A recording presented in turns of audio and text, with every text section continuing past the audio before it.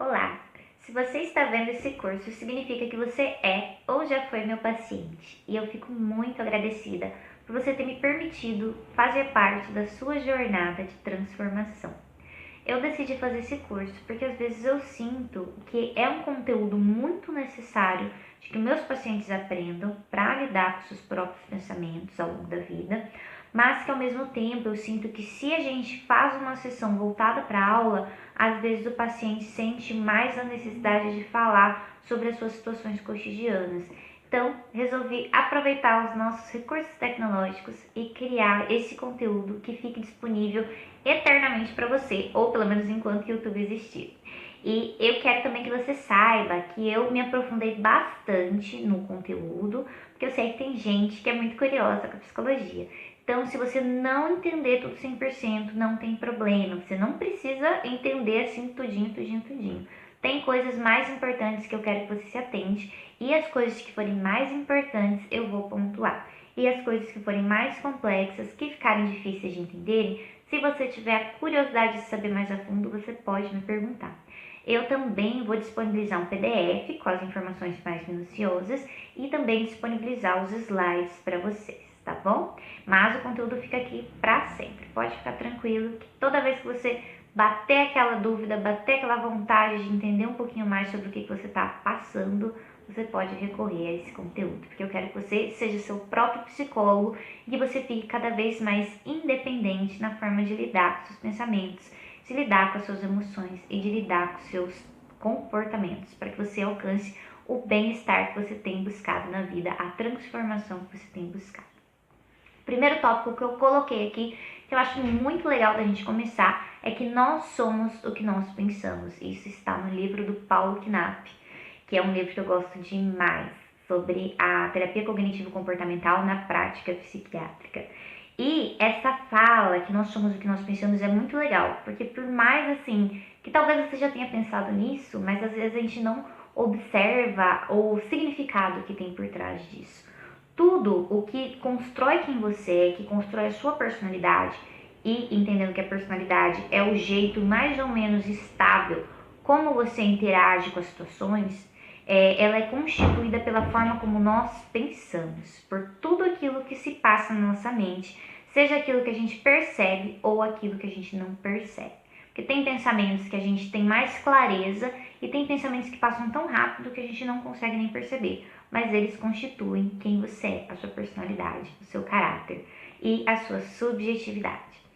Hoje em dia eu percebo que fala-se muito em subjetividade, mas a gente às vezes não sabe o que é, né? Porque é um termo meio abstrato. A subjetividade é tudo o que você é que te torna único, mas que também te torna social ao mesmo tempo. A subjetividade é essa forma completamente particular que você tem de pensar e de enxergar o mundo. E ela é construída pela cultura em que você está, ou seja, o país em que você mora, a cidade em que você mora, a região em que você mora, é construída por questões sociais, qual classe social que você pertence, qual que é o seu trabalho. Também é construída pelos grupos aos quais você está inserido, seja o grupo familiar, que é o grupo primário, que vai ter uma grande determinação em como vai ser essa sua subjetividade, em como que vai ser a sua personalidade, né? E também os grupos maiores, que é o grupo da escola, a qual você pertence, o grupo da igreja, o seu círculo de amizades ao longo da vida. Então, todas essas questões, elas agrupadas constituem essa sua forma única de enxergar o mundo. E perceba que isso é muito interessante, porque essa sua forma de enxergar o mundo, ela é única, mas ela também é compartilhada, ela é mais ou menos parecida com as pessoas que têm as mesmas variáveis que você, principalmente no mesmo círculo, né? Esse círculo mais próximo, a gente percebe que as pessoas tendem a ter pensamentos e comportamentos muito parecidos, principalmente na mesma família. Então, a subjetividade ela é algo que ela é externo e ela é interno ao mesmo tempo. E é isso que nos torna únicos e também nos torna sociais. Então, o nosso pensamento ele é um retrato imperfeito da realidade. E isso também é algo sensacional da gente parar para pensar, porque nós, como seres humanos, a gente tem sempre a tendência de achar que a gente entendeu tudo, que a gente captou 100%, de que a nossa memória é fiel, de que o que a gente está percebendo é a realidade, e às vezes nós temos muita certeza até do que as outras pessoas pensam. Eu vou falar um pouquinho sobre isso mais pra frente, mas pra gente entender a dimensão do como que a gente acha que a gente capta a realidade, quando na verdade, não. Todos nós, por mais conscientes, por mais conhecimento que nós temos, a gente capta uma parte pequena da realidade. Vamos fazer uma analogia com a questão da fotografia. Vamos pensar, na foto, vamos pensar uma foto que você tira. A luz não influencia como que você sai da foto? O ângulo não influencia? Às vezes você tira uma foto de baixo, aí você fica com aquela cara assim, nem parece você às vezes em determinadas fotos. E imagina se uma máquina que é mecânica capta a imagem da realidade de uma forma tão diferente de acordo com essas variáveis. Imagina a nossa mente, que é constituída por essas variáveis mais diversas possíveis que eu falei para você agora há pouco. Então, a gente tem que sempre pensar que a gente capta uma parte da realidade.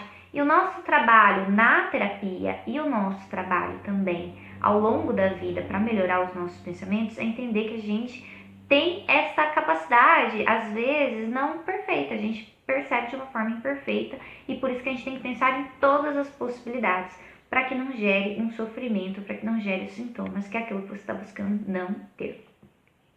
Então, o que nos dói não são os fatos, mas como nós interpretamos os fatos. Olha que coisa interessante. Eu vou dar um exemplo muito bacana, que é o exemplo da morte. Em algumas culturas, a morte é percebida como algo assim difícil, algo muito doloroso, a pior dor que nós podemos passar, inclusive na nossa cultura, né? Acredito que você tenha essa sensação. Em algumas culturas, mundo afora, a morte é vista como uma passagem, como um momento de alegria. Então, olha como o mesmo fenômeno que é comum a todos os seres humanos, que é a finitude da vida, ele produz experiências, ele produz pensamentos, ele produz interpretações tão diferentes de acordo com essas variáveis.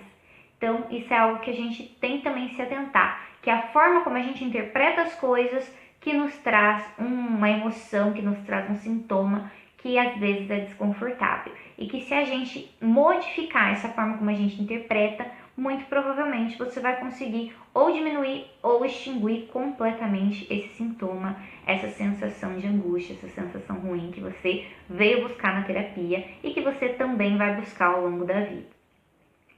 Então, nossos pensamentos não são fatos. É isso que eu quero que você assim tatue dentro do seu coração.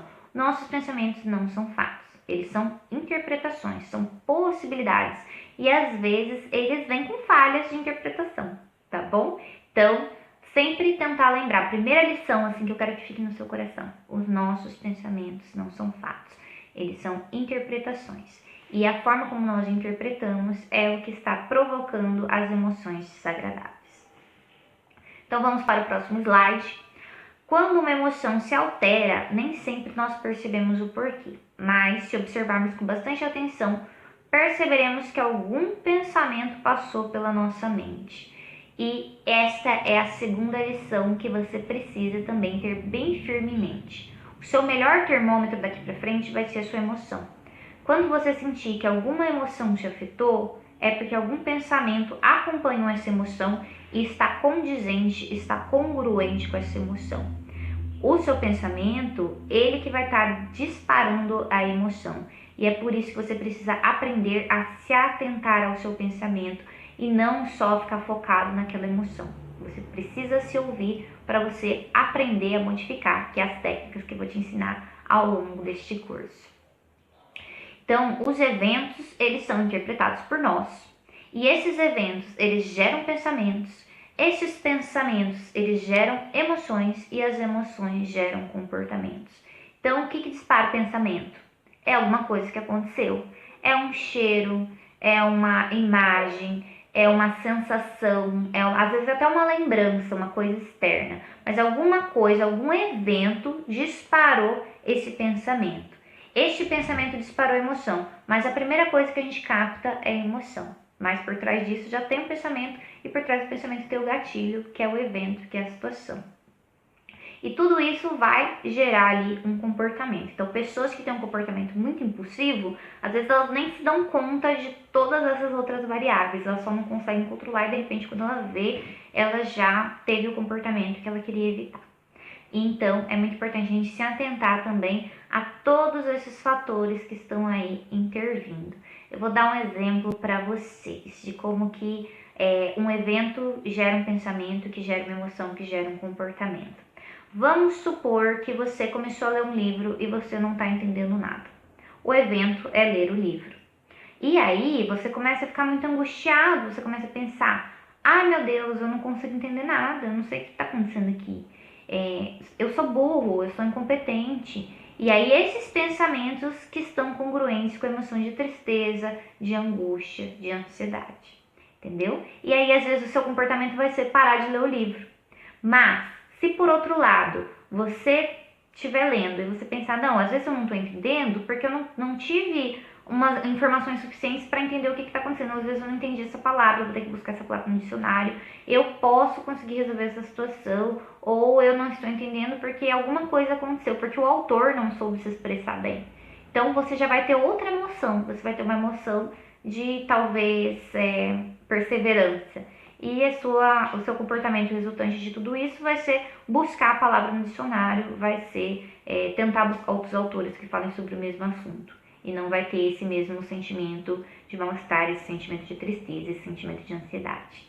Eu espero que vocês tenham gostado e que vocês tenham entendido. Mas se ficou alguma dúvida, vocês podem enviar para mim, que eu vou estar respondendo para vocês, tá bom? E logo, logo vai ter o restante do conteúdo. Esse é o conteúdo inicial e essa é a parte importante. Então, essa é uma parte que você tem que se atentar. Se, assim, ficou muito difícil para entender, você também pode ler de novo. Eu também vou deixar o PDF para vocês.